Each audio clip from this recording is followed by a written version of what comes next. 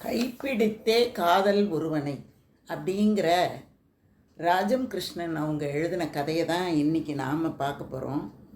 ஒரு காலத்தில் எப்படி நம்முடைய கூட்டு குடும்பம் இருந்தது, பெண்களின் நிலை எப்படி இருந்தது, அவங்க எப்படி ஒருத்தருக்கு ஒருத்தர் வாழ்ந்தாங்க அப்படிங்கிற எல்லாத்தையுமே மிக அழகாக இந்த கதையில் அவங்க சொல்லியிருக்காங்க. இந்த கதை பழங்காலம்னு சொல்ல முடியாது, ஒரு சென்ற நூற்றாண்டு அப்படி நம்ம வேணால் எடுத்துக்கலாம். நூற்றாண்டு நடுப்பகுதியை நமக்கு உணர்த்துவதாக இந்த கதை இருக்கிறது. இந்த கதையில் என்ன அப்படின்னா, ருக்மணி அப்படின்னு ஒரு மாமியார் இருக்காங்க, மாமனார் இருக்கார், அவருக்கு பேர் ஒன்றும் கொடுக்கல. அவங்களோட மருமகள் ரஞ்சனி. அந்த ரஞ்சனி என்ன பண்ணுறா, இப்போல்லாம் அவங்க மாமியார் என்ன பேசினாலும் அவளுக்கு ஒன்றும் கோபமே வர்றதில்லை. அவங்க பேசுகிறது எதுவும் அவளுக்கு உறுத்துறதுமே கிடையாது. மாமியார் வேலை செய்கிறத ரொம்ப ஆர்வமாக அவள் பார்க்குறா. அவங்க என்ன பண்ணுறாங்க, அந்த புளி கரைக்கிறது, வறுக்கிறது, தாளிக்கிறது, அதையெல்லாம் பரபரப்பாக அவங்க செய்கிறத அவங்க ரஞ்சனி பார்க்கும்போது அவளுக்கு ரொம்ப மகிழ்ச்சியாக இருக்கும். அது எப்படி இவங்களால் மட்டும் இது இப்படி முடியுது, அம்மியில் நம்மளாலாம் அரைக்க முடியாத அந்த கொத்தமல்லி விதைகள் கூட இந்த ருக்மணி அரைக்கும்போது எவ்வளவு அழகாக மசியுது அப்படின்னு ரொம்ப ஆச்சரியப்பட்டு போய் பார்க்குறா. ஆனால் மாமியார் என்ன சொன்னாலும் அவளுக்கு கோபமே வர்றதில்லை. இந்த மாமனார் இருக்காரு, அவர் என்ன பண்ணுறாரு, இந்த கேஸு, ப்ரெஷர் குக்கர் அதெல்லாம் இந்த ரஞ்சனி கல்யாணத்துக்கு அப்புறம் தான் வாங்கி வச்சுருக்காங்க. ஆனால் கூட அதெல்லாம் அவங்க மாமனாருக்கு பிடிக்கிறதே இல்லை. சோறு குக்கரில் வைக்கிற சோறு, அதாவது வெறும் குக்கரில் வைக்கிற சோறு, அப்புறம் நெருப்பில் வாட்டின ரொட்டி, இதுதான் அவருக்கு பிடிக்குது. இது இந்த மாதிரி பத்தியம், சக்கரை நோய்க்கான பத்தியம் அப்படின்னு யாரும் நினச்சிடக்கூடாது. இது மருமகளுக்காகவும் அவளை எதிர்த்து அடக்கிற பிடிவாதமும் அவருக்கு உண்டு. அதனால தான் அவர் அப்படியெல்லாம் சாப்பிட்றாரு. காலையில் 9 மணிக்குள்ளே இந்த ருக்மணி அம்மா இருக்காங்களே, அவங்க என்ன பண்ணுவாங்கன்னா, மாமனாருக்கு 2வது தடவை காப்பி கொடுக்கறத கொடுத்துட்டு வெளியில் ஓடி போவாங்க, கோயிலுக்கு போயிட்டு வரேன் அப்படின்னுட்டு. அந்த அரை மணி நேரம்தான் அவங்களுக்கு ஓய்வு வீட்டில் இருந்து. அதுக்கப்புறம் அவங்களுக்கு வீட்டு வேலையே சரியாக இருக்கும். அந்த நேரத்தில் தான் அவங்கெல்லாம் தன்னோட கூட வேலை செய்கிறோம், தன்னோட கூட இருக்கிற தோழிகளோட பேசுகிறது, கணவரோட கட்டுப்பாடுகளை பற்றி அந்த பெண்கள்லாம் அந்த கோயிலில் உட்காந்துக்கிட்டு பேசுகிறது, பிள்ளையை பற்றி, மருமகளை பற்றி இந்த மாதிரி புராணங்கள் பாடுறது, எங்கெங்கே எப்படி எப்படி சீர்வரிசை வைத்தார்கள் அப்படிங்கிறத பற்றி பேசிக்கிறது. இதெல்லாம் கொஞ்சம் வயசானவங்க பேசிக்குவாங்க தானே. இதெல்லாம் அந்த கோயிலுக்கு போகிற நேரம், அந்த இடைப்பட்ட அரை மணி நேரத்தில் தான் எல்லாத்தையுமே பேசிக்கிறாங்க.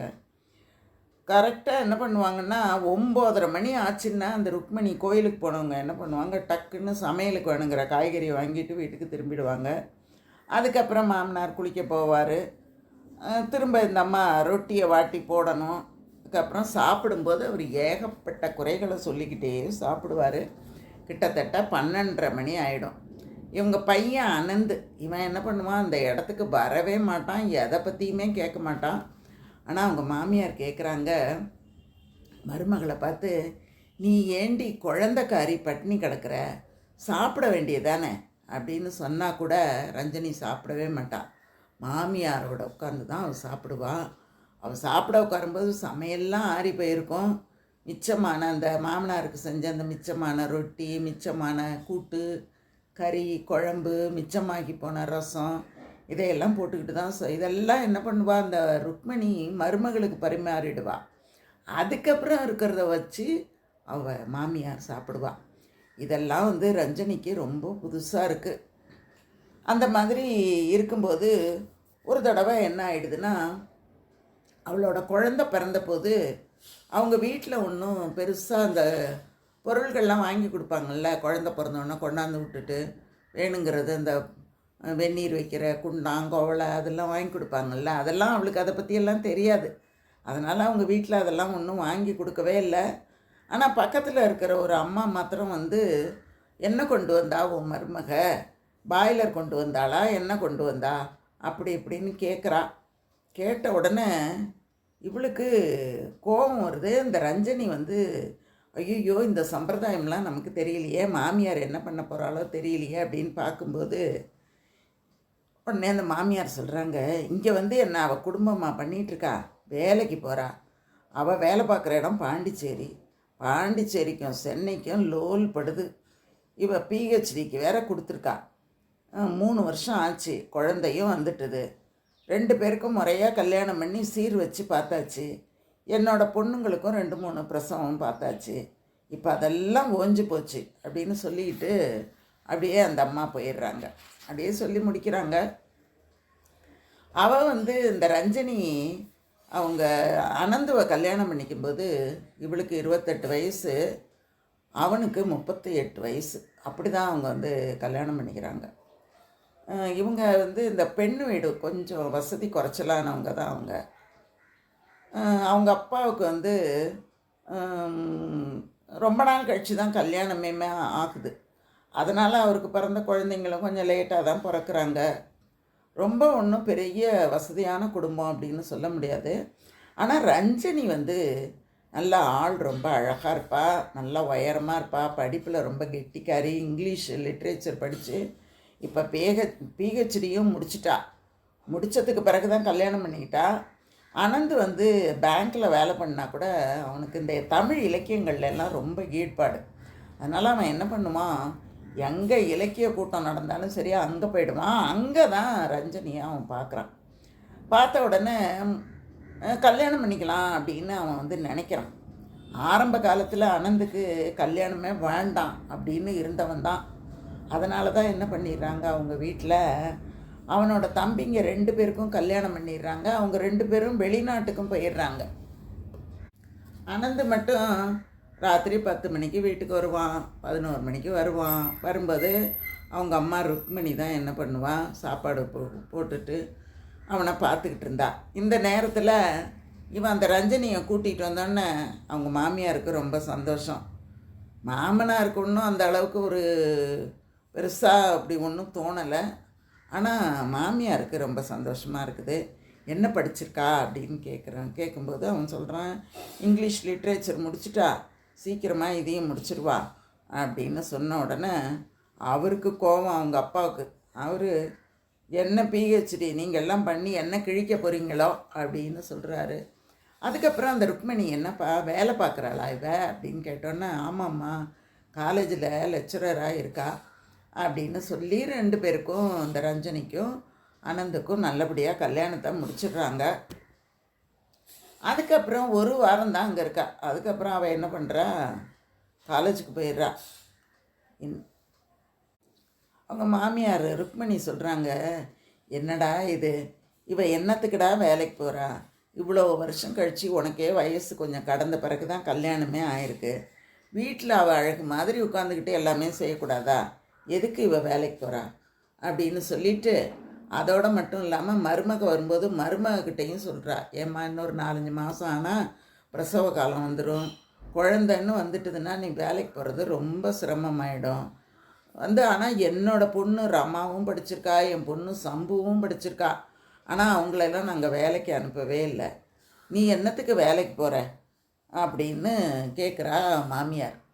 அதுக்கப்புறம் அவள் சொல்கிறா, நான் கூட ஓய்வு ஒழிச்சு இல்லாமல் தான் வேலை செஞ்சேன், இவர் ஓடுற ரயிலில் உங்கள் மாமனாருக்கு வேலை, 5 குழந்தைங்க, இதுங்களை வச்சுக்கிட்டு ஓடி ஓடி வேலை செஞ்சேன், இவருக்கு வந்து எதுலேயுமே தன்னை வந்து ஒன்றுமே பண்ணிக்க மாட்டார், எல்லாத்துக்கும் நான் தான் பண்ணணும், என்னோடய இளமை காலத்தில் நான் கோயில் குளம் சினிமா ட்ராமா எதுவும் தெரியாது, வீட்டோடையே கடந்தேன், வீட்டோடையே எல்லாம் பண்ணேன், இப்போ அப்படி இருக்கலான்னு பார்த்தா இப்போவும் என்னால் இருக்க முடியல, அந்த காலத்தில் தான் ஓடி ஓடி வேலை செஞ்சேன், உட்காந்து சாப்பிட முடியல, இப்போயாவது வாய்க்கு ருசியாக ஆறாமரம் சமைச்சு போடக்கூடாதா அப்படின்னு உங்கள் மாமனார் கேட்குறாரு. என்ன பண்ணுறது, நியாயம்தான், நான் என்ன பண்ணுவேன், இப்படி தான் நான் வேலை பண்ணிக்கிட்டு கிடக்கிறேன் அப்படின்னு அந்த மாமியார் வந்து ரஞ்சனிக்கிட்ட சொல்கிறாங்க. அனந்தும் ரஞ்சனிக்கு ஏற்ற மாதிரி தன்னை மாற்றிக்கிறான், வீட்டுக்கு வேணுங்கிறதெல்லாம் செய்கிறான், வேலைகள்லாம் பண்ணுறான். இவளுக்கு ஒரே சந்தோஷமாக இருக்குது, எப்படியா மாறிட்டான் பாருங்கள் நம்ம பையன், எப்படியெல்லாம் வேலை பண்ணுறான் பாரு அப்படின்னோடனே அந்த மாமனாருக்கு ரொம்ப கோவம் வருது. ஆமாம் ஆமாம், இந்த பெருமையை அடிச்சுக்கிட்டு நீயும் சலாம் போடு, நாளைக்கு என்ன பண்ண போகிறா தெரியுமா, உன் மருமக ரஞ்சனி குழந்தைய கொண்டாந்து இங்கே விட்டுட்டு அவள் பாட்டுக்கு மாற்றல் வாங்கிட்டு போயிடுவா, நம்ம தான் வச்சுக்கிட்டு கஷ்டப்படணும் அப்படின்னு அவர் சொல்கிறாரு. சொன்ன உடனே இவளுக்கு என்ன பண்ணுறது அப்படின்னு புரியும். மருமகளை அடுப்பாங்கிற பக்கம் விடுறதில்ல. ஏன்னா அவள் செய்கிற எதுவுமே அந்த மாமனாருக்கு பிடிக்கிறதில்ல. அதனால் இவளே அடுப்பாங்கரையில் போய் எல்லா வேலையும் இவளே செய்ய வேண்டியதாக இருக்குது. அவருக்கு வேர்த்து போயிடுது. கரண்ட்டு அப்பப்போ கரண்ட்டு கட் ஆகிடுது. அப்பெல்லாம் அவர் அவருக்கு விசிறி விடுறது இந்த ருக்மணியோட வேலை தான். இந்த மாதிரி எல்லாம் வேலை பண்ணிக்கிட்டே இருக்கிறத பார்க்கும்போது ரஞ்சனிக்கு ரொம்ப மனசு கஷ்டமாகிடுது. உடனே அவள் சொல்கிறா, நம்ம போய் பாய்லர் வாங்கிட்டு வரலாமாம்மா வெந்நீர் போடுறதுக்கு அப்படின்னு கேட்டவுடனே உடனே ருக்மணி, நீ ரொம்ப சம்பாதிக்கிற, அதனால் உன்னோட மேதாவித்தனத்தை காட்டணும்னு நினைக்கிற. இதெல்லாம் அப்படியெல்லாம் நீ வாங்க முடியாது. இதெல்லாம் பெரியவங்க பண்ணணும். உங்கள் வீட்டில் இருக்கிறவங்க கொண்டாந்து விடணும், அழைச்சிக்கிட்டு போகணும். எல்லாத்தையும் நீயே உன் விருப்பத்துக்கு செய்யக்கூடாது ரஞ்சனி அப்படின்னு ருக்மணி சொல்கிறாங்க. இந்த பிற்போக்குத்தனத்தையெல்லாம் பார்க்கும்போது ரஞ்சனி இன்னுமே இப்படி ஒரு பிற்போக்குத்தனத்தில் இருக்காங்களே. பெண்ணோட பொருளாதார சுதந்திரத்தை விட பெண்கள் ஆண்களை அண்டி நிற்கிற அந்த தாழ்மையை போய் எப்படி மதிக்கிறாங்க அப்படின்னு அவள் யோசிக்கிறா. யோசிச்சுட்டு அவள் கணவன் அனந்துக்கிட்ட சொல்கிறா, அம்மாவை பார்த்தா எனக்கு ரொம்ப பாவமாக இருக்குது. ராத்திரி பூரா கரண்ட் இல்லைன்னா அப்பாவுக்கு விசிறி விட்டுக்கிட்டு இருக்கா. ஆனால் என்ன பண்ணுறது, இப்படியெல்லாம் அவள் வேலை செய்கிறா, நல்லா கோலம் போடுறா, எல்லாமே நல்லா பண்ணுறா, பாட்டு கூட பாடுவாளாமே அப்படின்னு. உடனே இந்த பாரு, நீ இந்த கதையெல்லாம் உன்கிட்ட வேணா நடக்கும், அப்பா கிட்ட இது எதுவும் நடக்காது, நீ இதெல்லாம் நீ பேசாத அப்படிங்கிறான் அவன். உடனே அவள் சொல்கிறா, இந்த பாருங்க, நீங்கள் சும்மா நினச்சிக்காதீங்க, உங்கள் அப்பாவோட சாம்ராஜ்ய கொடியை நான் கீழே இறக்காமல் ஓயறதில்ல அப்படின்னு ரஞ்சனி சொன்னோடனே ஆனந்து சொல்கிறான், இந்த பாரு, இந்த வம்பெல்லாம் உனக்கு வேணாம். அப்பா அம்மாவுக்கே அப்பா விரட்டி விரட்டி வேலை வாங்கினா தான் பிடிக்கும். நீ அதில் எல்லாம் தலையிட்டேன்னு வச்சுக்க, ஏன் உனக்கு தான் மனஸ்தாபம் வரும், வீணான பிரச்சனைகள்லாம் வரும். அதனால் இதையெல்லாம் நீ பண்ணாத, நீ பாட்டுக்கு பேசாமல் இரு அப்படின்னு சொன்ன உடனே ரஞ்சனி என்ன பண்ணுறா, இல்லை இல்லை, நான் என்னோடய மாமியார் எப்படி பேசினாலும் சரி, நான் அவங்கள நல்லா தான் பார்த்துக்குவேன் அப்படின்னு சொல்லிட்டு மாமியார்கிட்ட கேட்குறா, ஏம்மா நீங்கள் ரொம்ப நல்லா பாட்டு பாடுவீங்களாமே, எங்கள் அம்மா அப்பா நல்லா பாட்டு பாடுவாங்க, ஆனால் எனக்கு சங்கீத பழக்கம் கிடையாது, ஒரு சின்ன பாட்டு பாடுங்களேம்மா அப்படின்னு கேட்ட உடனே இந்த மாமியாருக்கு ரொம்ப சந்தோஷமாயிடுது. ஏன்னா பாராட்டு அப்படிங்கிறது எந்த வயசாக இருந்தாலும் நமக்கு வேண்டதானே வேண்டியிருக்கு. அதனால் அவள் சொல்கிறா, ஆமாம், 10 வயசில் எனக்கு பாட்டு சொல்லி கொடுத்தாங்க, ஒரு பாட்டு பாடலாம் அப்படின்னு நினச்சா இவருக்கு பிடிக்கவே பிடிக்காது, எனக்கு கச்சேரி கேட்கணுன்னு ரொம்ப ஆசையாக இருக்கும், அதை கூட இந்த வீட்டில் என்னால் கேட்கவே முடியாது அப்படின்னு ருக்மணி சொன்ன உடனே ரஞ்சனி சொல்கிறா, அடுத்த மாதம் எங்கள் ஊரில் சுப்பிரமணிய சாமி கோயில் உற்சவம் இருக்குது, 10 நாளும் நல்ல கச்சேரி நடக்கும், நீங்கள் பேசாமல் ஊருக்கு வாங்கம்மா, எங்கள் அம்மாவும் அப்பாவும் உங்களை நல்லா பார்த்துக்குவாங்க அப்படின்னு சொன்ன உடனே, ஐயோ உங்கள் மாமனார் அனுப்பவே மாட்டேறாடி, நான் எப்படி வருவேன் அப்படிங்கிறா ருக்மணி. வரட்டுமேம்மா, அவரையும் தான் கூட்டிகிட்டு போவோம் அப்படின்னோடனே, அடப்போ, அவர் நகரவே மாட்டார், அந்த நாளில் ஒரு மாதிரி கஷ்டம், இப்போ இந்த நாளில் வேறு மாதிரி கஷ்டம் அப்படின்ன உடனே, நான் ஒரு வழி சொல்லட்டுமா, ஒரு சேஞ்ச் இல்லாமல் தான் உங்களை அவர் விரட்டிக்கிட்டு இருக்கார். நீங்கள் என்ன பண்ணுங்க, இந்த மாதிரி கூனி குறுகி என் நேரமும் இந்த மாதிரி உழைக்கிறதே உங்கள் வேலையாக போச்சு. அதனால் நீங்கள் என்ன பண்ணுங்க, அதிலேருந்து இந்த தடவை ஊருக்கு வாங்க, நம்ம போவோம் அப்படின்னு அவள் சொல்கிறா. சொல்லிவிட்டு ரஞ்சனி ஊருக்கு கிளம்பிடுறா. அதை பார்த்தோன்னே அவங்க மாமியாருக்கு ருக்மணிக்கு ஒரு கண்ணே அப்படியே கசியுது, கண்ணீரே கசியுது.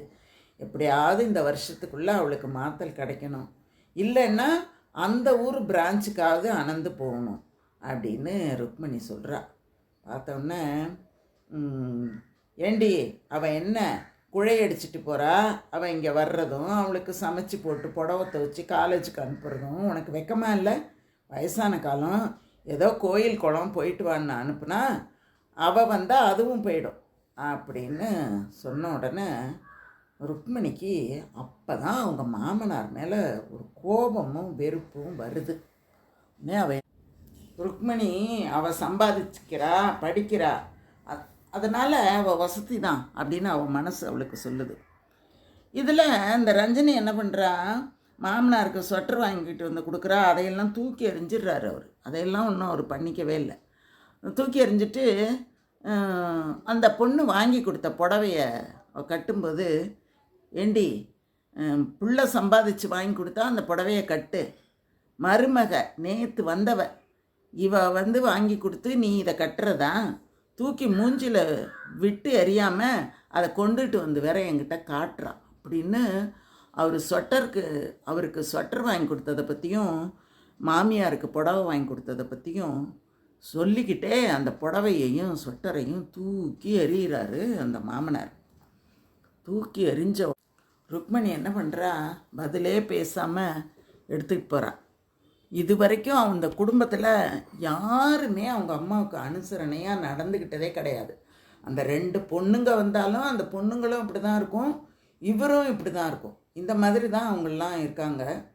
அதெல்லாம் அவள் வந்து நினச்சி பார்க்குறா. அதுக்கப்புறம் ருக்மணி ஒரு தீர்மானமே பண்ணிடுறா. மருமக சொன்ன மாதிரி 10 நாள் மருமகளோடு நம்ம அங்கே போயிடணும் அப்படின்னு அவள் வந்து தீர்மானம் பண்ணுறா.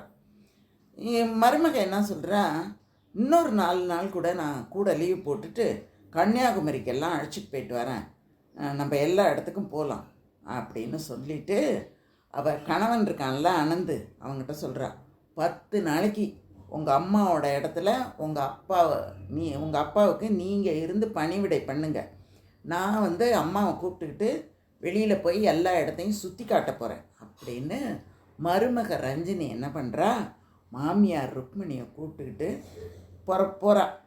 இவனும் என்ன பண்ணுறான், பெட்டியில் எல்லாத்தையும் வச்சு கொடுத்து எல்லாத்தையும் அனுப்பி வைக்கிறான். இவன் என்ன பண்ணுறா, பாண்டிச்சேரி பஸ் ஸ்டாண்டில் ரஞ்சனி அவங்க அப்பாவுக்கு உடம்பு சரியில்லாத அப்பா, அவங்கள வச்சுக்கிட்டு காத்துக்கிட்டு இருக்கா. இவங்க வந்து மகன் பஸ் ஏற்றியோட இந்த அம்மா அங்கே போய் இறங்குறாங்க. இறங்கின உடனே ரொம்ப சந்தோஷமாயிடுது.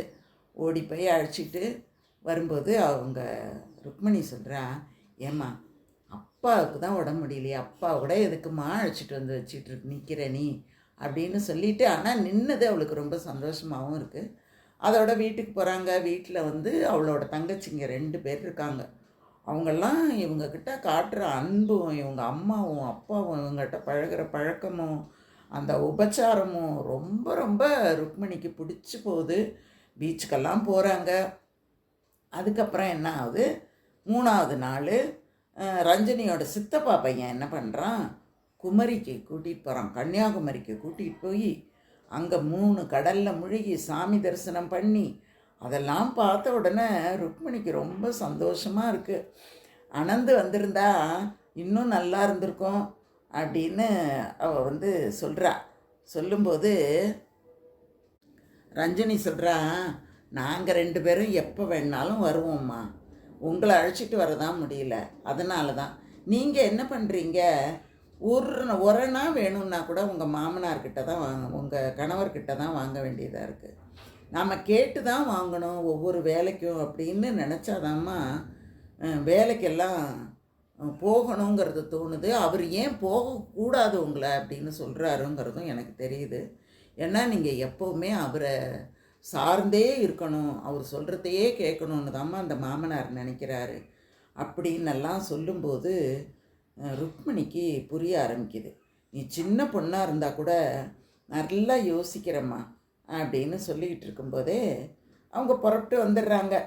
இதுக்கு சென்னைக்கு வந்து இறங்குறாங்க. இறங்கும்போது இவன் அனந்து அழைச்சிட்டு போகிறதுக்காக வந்திருக்கான். இவங்க எல்லாத்தையும் எடுத்துக்கிட்டு அங்கே போகிறாங்க. போகும்போது இவ கேட்குறா, ரஞ்சனி நீங்களா சமைச்சு போட்டீங்க அப்பாவுக்கு இத்தனை நாளா அப்படின்னு கேட்குறா. வீட்டுக்கு வந்து பாரு, அப்பாவே சமைக்கிறாரு அப்படின்னு சொல்லும்போது வீடு வந்துடுது. வீடு வந்த உடனே உள்ளே எட்டி பார்க்குறா. ருக்மணிக்கு ஒரே ஆச்சரியமாக இருக்குது.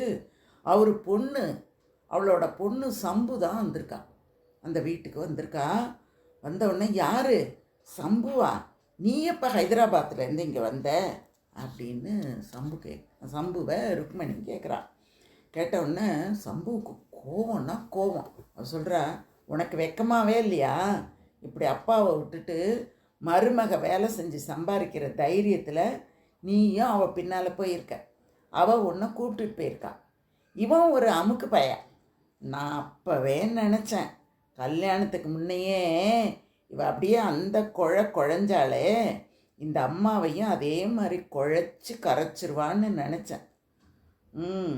அப்போ தானே குழந்தைய தள்ளிட்டு இவள் வேலைக்கு போகலாம், அப்போ தானே உங்ககிட்ட எல்லாத்தையும் நடத்திக்கலாம். நானும் தான் படித்தேன். ரிசர்வ் பேங்க்கில் எனக்கு வேலை வந்தது. எங்கள் வீட்டில் போகக்கூடாது அப்படின்னு சொல்லிட்டாங்க. வாஸ்தவம் தானே? இப்போ அப்பா தந்தி அடித்தார், உடம்பு அதிகம் அப்படின்னு ரயில் ஏற்றி விட்டார். இங்கே வந்து பார்த்தா மானம் போகிறது. இவன் சமைக்கிறான், அப்பா காய் நறுக்கிறார்.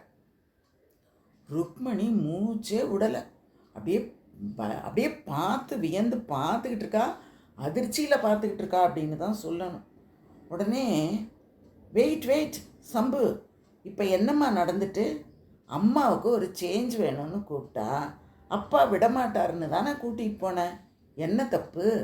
அவளும் ஒரு பெண்ணு தானே அப்படின்னு ரஞ்சனி கேட்டோன்னே, ஆமாண்டி, எங்களுக்கு இல்லாத கரிசனம் உனக்கு எப்படி வரும்? உனக்கு ஒரு குழந்தை, 2வது குழந்தை வரும், வீட்டை பார்த்துக்க ஆள் வேணும், உங்ககிட்ட உருப்படியாக 5 பவுன் நகை கிடையாது, அம்மா கிட்ட இருக்குது. எத்தனை தைரியம் இருந்தால் அந்த ஒன்றும் தெரியாத அம்மாவை மயக்கி ஒரு ஆம்பளை துணை இல்லாமல் ஊர் சுத்த கூட்டிகிட்டு போயிட்டு வந்திருப்பேன். 2 பவுனில் நான் முடிச்சு மாலை கேட்டேன். இனிமேல் இவ கொடுப்பாளா, அம்மா கொடுப்பாளா அப்படின்னு அந்த சம்பு பேச ரஞ்சனி என்ன சொல்கிறதுன்னே தெரியல. அப்போ தான் அவன் நினச்சி பார்க்குறான், படிக்காத இந்த மாமியாரோட அடிமைத்தனத்தை கூட மாமியாருக்கு உணர வச்சிடலாம். ஆனால் இவ்வளோ படிச்சுட்டு இவ்வளோ ஒரு அடிமையாக இருக்காளே, படித்த அடிமை, இவ்வளோ தான் எப்படி சமாளிக்கிறதுன்னு தெரியல அப்படின்னு ரஞ்சனி யோசிச்சுக்கிட்டு இருக்கும்போதே ஆனந்து கேட்குறான், என்ன இந்த சாம்ராஜ்ய கொடியை என்னமோ உன்னால் அசைக்க முடியும்னு சொன்ன, அசைக்க முடியும் அப்படின்னு ஒரு பார்வையை அவன் மேலே பார்க்குறான். அப்படி தான் இந்த கதையை ராஜம் கிருஷ்ணம் அவங்க முடிக்கிறாங்க. அருமையான கதை தான் இது. இன்றைக்கி அந்த பொருத்தங்கள் எப்படி இருக்குது, எப்படி மாறி இருக்குது அப்படிங்கிறத பார்த்தோன்னா இன்றைக்கு கால நிதர்சனமும் அன்றைக்கு எப்படி இருந்தாங்கங்கிற நிதர்சனமும் தெரியும். ஆக மொத்தம் பார்த்தா இந்த அடிமைத்தனமும் அவர்களை ஆளக்கூடியது அப்படிங்கிறதும் ஆணோ பெண்ணோ இடம்தான் சற்று மாறி இருக்கிறதே தவிர அந்த அடிமைங்கிறதும் ஆளுமைங்கிறதும் இன்றைக்கும் தொடர்ந்துக்கிட்டு தான் இருக்குது. அந்த சமநிலை, நாத்தனார், மாமியார், மருமகள், சம்பந்திகள் அப்படின்னு அந்த பெண்களாக இருக்கக்கூடியவர்கள் சமநிலையில் இருக்காங்களா அப்படின்னு பார்த்தா இன்னும் சில காலம் போக வேண்டுமோ அப்படின்னு யோசிக்கிறது மாதிரி இந்த கதை அமைந்திருந்தது. சரி, இந்த கதையை உங்களோட பகிர்ந்து கொள்ளலாம் அப்படின்னு நினச்சேன். நான் நிறைய கதைகள் சொல்கிறேன், தொடர்ந்து கேளுங்க. வாழ்க வளமுடன். நன்றி.